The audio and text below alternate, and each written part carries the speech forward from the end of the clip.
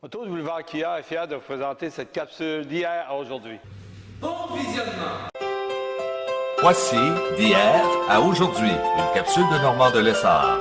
Normand nous présente des personnes ou des événements qui sont venus marquer notre passé en Beauce. Sur ce, bon visionnement. Et bienvenue à une autre capsule de hier à aujourd'hui. Je suis présentement sur les terrains de la boulangerie Doyon de Saint-Côme. Grâce au miracle de l'informatique, je me suis transporté dans les années 50. Aujourd'hui, je vais aller en 2014 rencontrer M. Raymond Doyon, qui va nous parler de l'histoire de cette fameuse boulangerie Doyon qui a marqué l'histoire de la Beauce. On regarde ce que ça donne. Bon visionnement! Hey Gustave, je vais te prendre des bains au miel. C'est ici, dans ce village de la Beauce, soit à Saint-Côme-Linière, que M. Gustave Doyon a commencé sa carrière de boulanger en 1928. Monsieur Raymond Doyon, bonjour. Bonjour, Normand. Ça va bien? Ben oui, ça va très bien. Même pour mon âge, je suis encore très heureux aujourd'hui. Je suis toujours demeuré actif, oui, oui. C'est pas trop discret, vous avez quel âge? Ah, je suis né en 36, alors ça doit me donner 78 ans. 78 ans en 2014, que nous sommes en ce moment. Oui, c'est bien exact, oui. Monsieur Doyon, parlez-nous des débuts de la boulangerie Doyon. Ça a commencé en 1928. Parlez-moi des débuts. Effectivement, mon père travaillait dans les chantiers du Maine, et puis il avait travaillé pendant 6 mois, et au bout de 6 mois, il avait amassé environ 600 $. Il a donné 300 $ à son père, puis lui, il s'en est gardé 300. Puis, avec ce 300 $, il a acheté une petite boulangerie, tout petite à Saint-Côme, d'un monsieur Rayon. Et c'est en 1928. Et oui. Et votre père, son prénom était? Gustave Doyon. Monsieur Doyon, parlez-nous de Gustave. Qu'est-ce qu'il faisait dans la vie avant? Avant de devenir boulanger, il avait appris le cours de boulangerie à Lauson, dans une petite boulangerie, et il était devenu assistant et cuisinier dans les chantiers du Maine. Alors, c'était dans le temps, à peu près tout le monde de la Beauce, beaucoup de monde de la Beauce, en 1925-24, allait travailler dans les chantiers de la Beauce. Alors, lui, il était comme tous les autres, mais il voulait devenir un homme d'affaires. Alors, il a ramassé de l'argent un peu, puis il a eu l'opportunité d'acheter une petite boulangerie. Puis, ben là, on verra vers la fin qu'est-ce qui est devenu de cette petite boulangerie-là. Monsieur Gustave Doyon, à l'époque, faisait son pain la nuit et le jour, il allait le livrer en cheval. Et oui, il faisait le tour de Saint-Côme avec son cheval. Quel travaillant, ce monsieur Doyon-là. Oui. Yeah. Je pense que mon père, c'est un exemple. C'est un exemple d'un vrai beauceron. Mon père travaillait... D'abord, il faut dire qu'en 1928, il n'y avait aucun équipement. Il devait pétrir le pain à la main. Et il faisait ça la nuit. Il travaillait extrêmement dur, puis avait certains clients, des clients dans Saint-Côme, alors allait livrer ce pain-là le jour. Alors il travaillait jour et nuit. Et je vais vous ajouter même, c'était tellement petit commerce qu'il avait gardé d'aller chanter le matin à l'église. Je pense qu'il m'a dit, mon Raymond, j'ai gagné 25 sous par matin pour aller chanter la messe. Parce que mon père chantait très bien.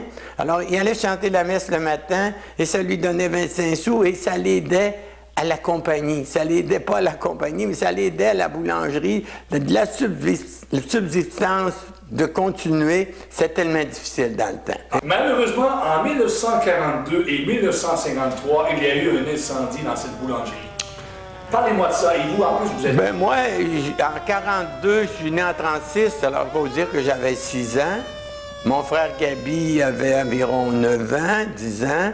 Monique, mon autre sœur, Jacques, en 42. Alors, nous n'étions pas tellement impliqués, mais mon père a reconstruit une boulangerie. On avait eu un feu en 42, comme vous disiez. Puis là, on a reconstruit avec de l'équipement un peu plus moderne. On a eu de l'aide encore. Puis on a continué. Mais mon père prenait toujours de l'expansion. Dans le temps, on appelait ça le pain favori. Parce que mon père, j'avais demandé un jour, c'est quoi favori? Ben, favori m'avait expliqué. Favori, c'est quelque chose que les gens apprécient, que les gens aiment. C'est favori. Alors, c'est comme ça qu'on était devenu le pain favori. Et mon père avait étudié, il faut dire que mon père avait étudié, il avait étudié la panification, avait suivi son cours en boulangerie au National Institute of Baking de Chicago. Alors, il connaissait la panification. Si nous avons pris de l'expansion, c'est dû à lui, surtout au début, parce qu'il connaissait, on faisait un pain qui était meilleur que tous les autres boulangeries alentour de la Beauce. Il n'y avait pas un pain qui était meilleur que le pain de mon père parce qu'il connaissait la panification. Faire du pain, c'est pas juste mettre de la farine, de l'eau, c'est de connaître la panification, il connaissait ça. Alors, c'est un peu ça qui nous a fait prendre de l'expansion. Et pour vous dire, dans ces années-là, il y avait combien de boulangeries au Québec?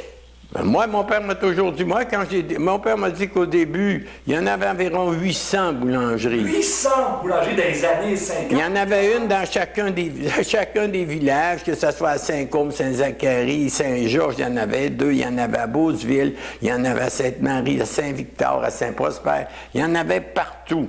Et nous, nous étions situés à Saint-Côme.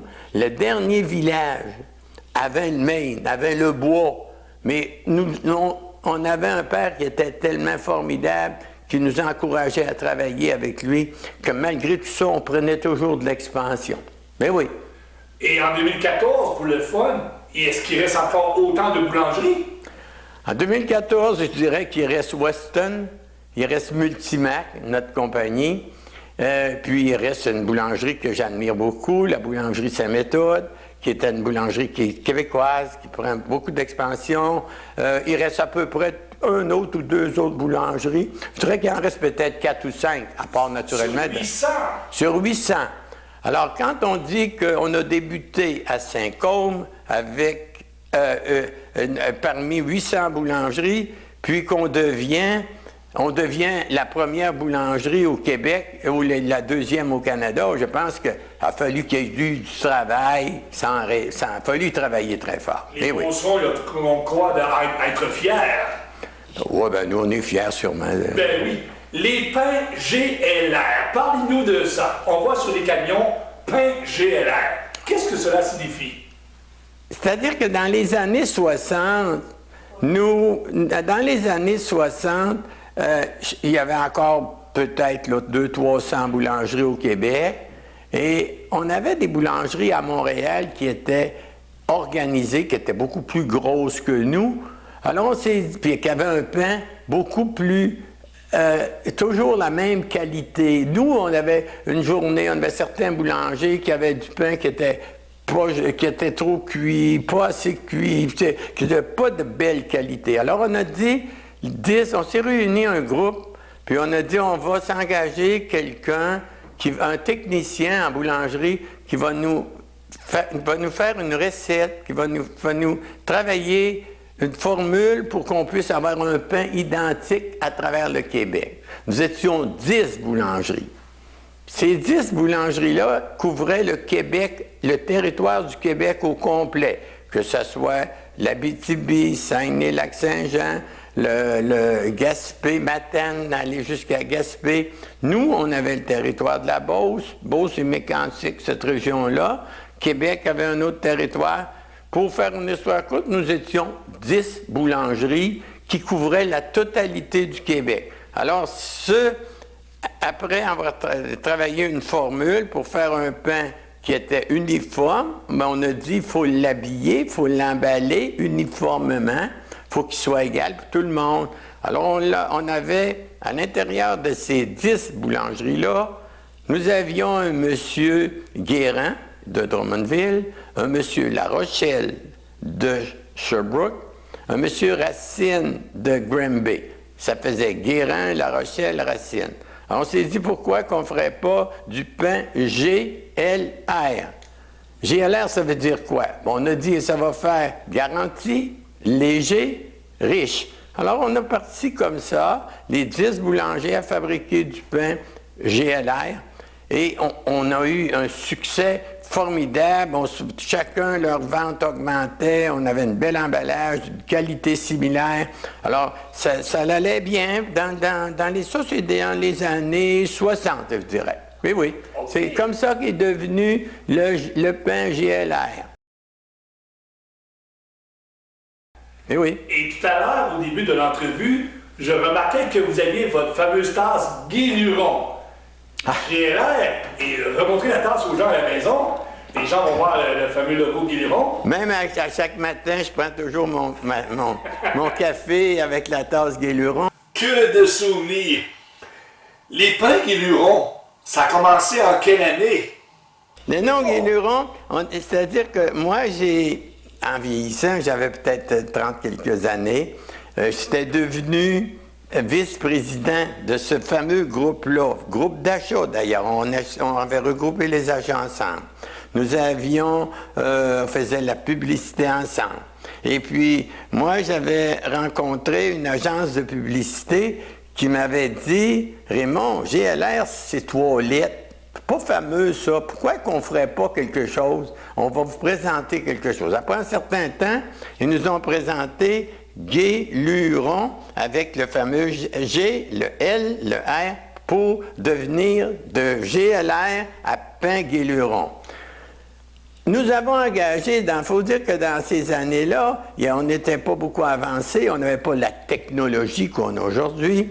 Alors, on avait engagé une agence de publicité de France qui nous avait fait, les gens plus âgés vont sûrement s'en souvenir, Guy Luron, Guy Lurette. Alors, à la télévision, on avait un nom, c'était pas le début, mais la télévision, tout le monde regardait la télévision. Alors, on avait sorti des messages, Guy Luron, Guy Lurette, on voyait le pain sortir, les petits pains sortir, Guy Luron d'un côté. C'est bon du pain Guy Luron, hein, papa? Oh, et puis ça fait longtemps que c'est bon. Grand-maman m'en servait avec du sucre d'érable. Ensuite, on a déménagé. J'allais patiner, et puis après, les bonnes beurres et le beurre d'arachide. Ou la fois de ma première danse, j'en avais fait des sandwichs avec le pain Guy Luron. Puis avec ta mère, on faisait des pique-niques. Elle inventait des sandwichs, incroyable. J'ai vécu partout au Québec. Et du pain Guy Luron, j'en ai toujours mangé. Parce qu'il s'en fait partout. C'est pour ça qu'il est toujours frais. Et ça nous a fait monter. Tout le monde avait un succès formidable. On annonçait dans la revue Perspective en fin de semaine. Nous, on progressait tout le temps. Alors, c'est ça qui est devenu Guy Luron. Puis, on a continué à travailler tous ensemble. Vous avez même fait un espèce de cahier souvenir à colorier pour les enfants avec notre ami Guy Claude. Ah ben oui, j'avais mon ami Guy Claude qui... Ben, il faut dire que dans ce temps-là, les écoles, je pense qu'on le fait encore aujourd'hui. Aujourd'hui, malheureusement, on ne le fait plus par rapport à la sanitation. Mais dans le temps, on pouvait recevoir les jeunes, surtout à la fin de l'année, eux autres cherchaient un endroit quelconque pour faire une visite. Et nous, si on n'a pas eu des milliers d'autobus de visite, c'est énorme comme on a eu, alors on donnait une boîte de beignes, on donnait un pain à nos étudiants qui venaient nous visiter. Mais un jour, mon ami Guy-Claude Morin me dit « Raymond, je vais faire quelque chose qui va représenter la boulangerie. » Alors, il avait sorti un petit cahier à colorier qu'on débutait avec, on voyait la farine arriver, le mélangeur pour peser la pâte, rouler la pâte, cuire, alors emballer. On voyait tous les processus de la boulangerie à l'intérieur. Alors, les gens venaient chez nous, on a acheté des milliers et des milliers de ces cahiers-là pour remettre aux enfants avec une boîte de beignes ou avec une boîte de quelque chose, de galettes, Guy Luron qu'on leur donnait. Et le nom Guy Luron, ben, durant ce temps-là, progressait tout le temps. Et les jeunes, quand ils allaient au magasin avec leur mère, ben, naturellement, qu'ils prenaient le pain Guy Luron parce qu'eux autres, dans leur tête, c'était Guy Luron. Et c'est vrai qu'on avait une belle qualité aussi. Ben oui, on se souvient très bien des mascottes Guy Luron et Guy Lurette. Ben oui. Dans les années 70, malheureusement, vous avez vécu des décès. Votre père ainsi que votre frère. En 74, malheureusement, moi, j'étais devenu président de la boulangerie avec mon frère André, qui était vice-président, dont il s'occupait des ventes. Il faut dire aussi qu'André était un vendeur formidable. Si la boulangerie a réussi, il y a eu une grande part de lui. Malheureusement, en 1974, mon père a eu une leucémie aiguë. Et on a entré à l'hôpital à Saint-Georges pour le transporter à Québec. Puis après quelques jours, malheureusement, on a perdu mon père. Alors, c'est ce qui est arrivé. On a eu beaucoup de peine, la famille. Mais il fallait bien continuer, André et moi. Alors, on a continué à aller jusqu'en 77. En 75, nous avions acheté une grosse boulangerie à Québec, la boulangerie Pain-Léo, qui avait environ une trentaine de camions. On progressait, on continuait à progresser. Nous avions acheté une part importante de la boulangerie Pelletier de Matane. C'était l'autre rive. Nous avions acheté une autre boulangerie dans Port-Neuf. Et cette année-là, nous étions devenus la boulangerie Doyon, la 10e plus importante boulangerie au Québec. Je pense que je vous ai donné une photo pour bien montrer qu'on nous étions devenus la 10e plus grande boulangerie. Alors, nous en étions bien fiers, étant donné que nous avions commencé à Saint-Côme, et mon père disait, on ne peut pas devenir la 10e plus grosse quand il y en a 800. Il fallait travailler plus fort, il fallait faire quelque chose pour grandir tout le temps. Alors, on est devenu la 10e boulangerie, puis on développait tout le temps. André travaillait très fort. Moi, j'étais président, je coordonnais la production, je coordonnais la totalité de la boulangerie, mais André était très fort dans les ventes, alors ça montait toujours.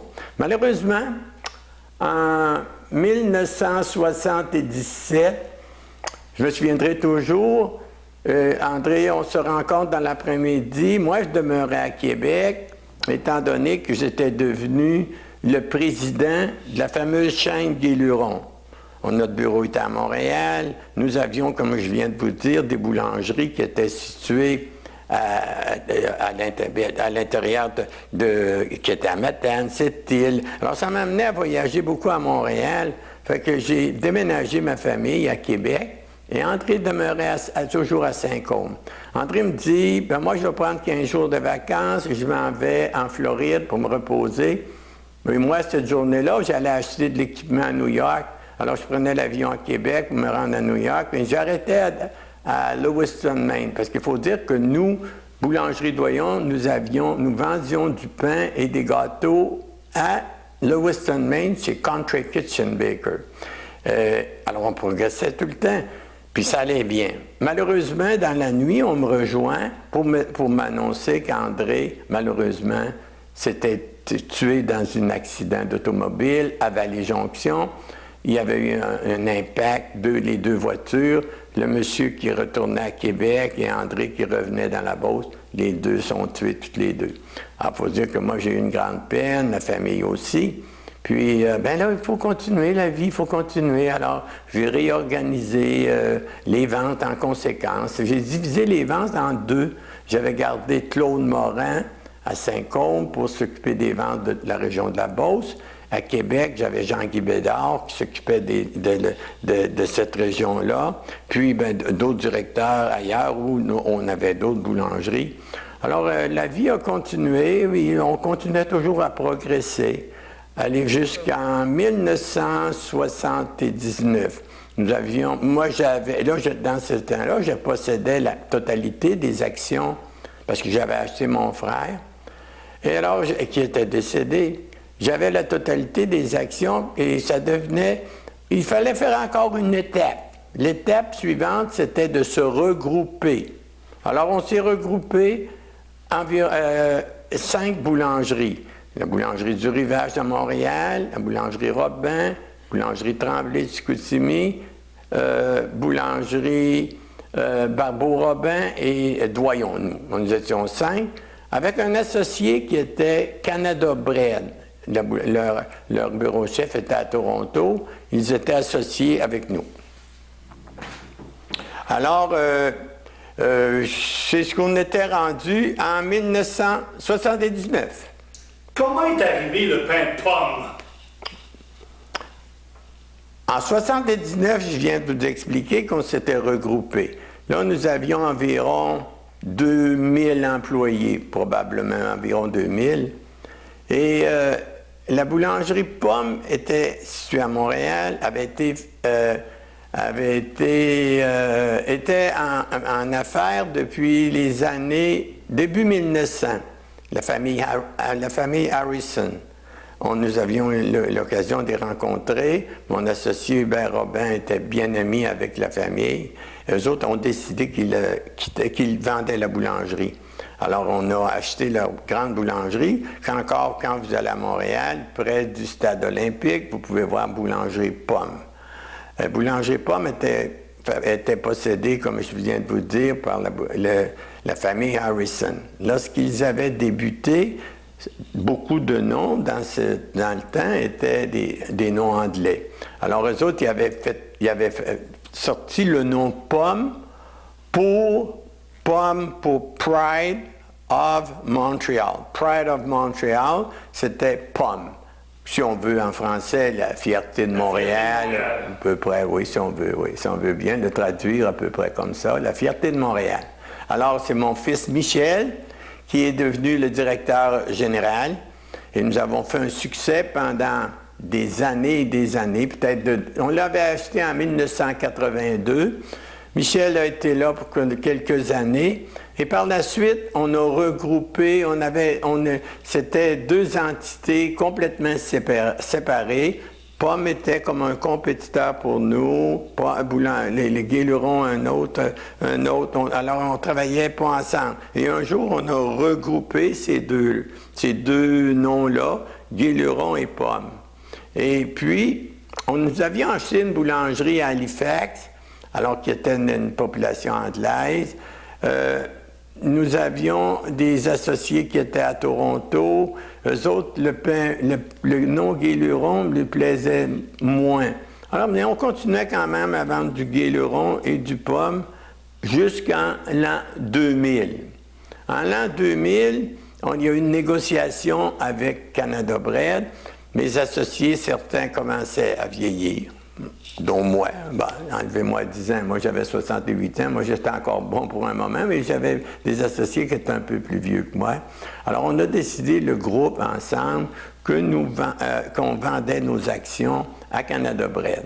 Et Canada Bread était une compagnie dont le bureau-chef était à Toronto, gardait toujours la compagnie Multimac à Montréal, le bureau-chef. Aujourd'hui, en 2014, il est toujours à Montréal, les employés sont à Montréal, mais ça leur faisait plus leur affaire de garder le nom Pomme. Alors, ils ont délaissé avec le temps Guéluron, mais Guéluron a toujours été un nom formidable, mais il fallait bien s'attendre un jour qu'il y aurait quelque chose. Aujourd'hui, c'est Pomme. La bâtisse de Boulangerie Doyon existe toujours aujourd'hui en 2014. Et qu'est-ce qu'on y retrouve? Ah, effectivement, nous avions acheté dans les années 75, 76. Il faut se rappeler pour les gens les plus âgés que le Steinberg, les magasins Steinberg avaient une boulangerie à Montréal. Eux autres, ils produisaient du pain bon matin. Parce que si on se recule dans ces dates-là, il n'y avait pas toutes les variétés de pain que vous retrouvez aujourd'hui. Aujourd'hui, on trouve le 7 grains, le 12 grains, le 14 grains, le grand blé, etc. Nommez-les. Et il y avait seulement du pain de blé ou du pain blanc. Il y avait deux variétés de pain qu'on vendait. Alors, eux autres avaient développé des variétés de pain de pain de santé qu'on appelle, et le nom était Bon Matin. Le pain Bon Matin était fabriqué par eux, Et puis un jour, un peu avant leur fermeture des magasins, nous avons acheté le nom Bon Matin. Alors depuis les années 75, nous fabriquons le pain Bon Matin. Et pour répondre à votre question, Bon Matin est produit à Saint-Côme. L'usine de Saint-Côme travaille 24 heures par jour. Et moi, comme c'est mon usine, j'en suis extrêmement fier qu'elle continue à travailler, faire travailler des gens de la Beauce, de Saint-Côme, de la région alentour. Alors, le pain Saint-Côme ont produit du Bon Matin pour la province au complet. Ils produisent environ, je dirais à peu près entre 80 et 100 000 pains par jour, 400 000 pains à peu près par semaine que l'on produit, qui est distribué à travers le Québec. Le pain Bon Matin à Saint-Côme, c'est ce qu'on fabrique. Vous avez travaillé plus de 50 ans dans la boulangerie.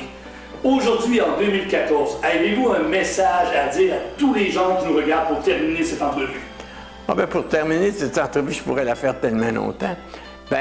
D'abord, il faut remercier les gens de Saint-Côme, les gens de la région, de la Beauce, qui nous ont toujours encouragés. Lors de feu, en 1953, lors du deuxième feu, nous avons eu des gens qui sont réunis, ont fait un BI. Ce qu'on appelle un BI, c'est un regroupement de personnes qui sont venus nous aider à reconstruire la boulangerie. On avait aussi, les gens nous encourageaient, disaient les doyons, c'est une belle cette famille, on l'encourage. Alors on faisait un bon produit aussi, mais il faut remercier la population. Et aussi, moi ce que je dois remercier pour le succès que je peux avoir eu, c'est les employés que nous avons eus. Moi, j'ai eu des employés qui travaillaient 60 heures, 75 heures, 80 heures par semaine, qui étaient toujours prêts à donner des employés extrêmement dévoués. Si je n'avais pas eu ce personnel-là, probablement qu'on ne serait pas devenu ce qu'on est devenu aujourd'hui.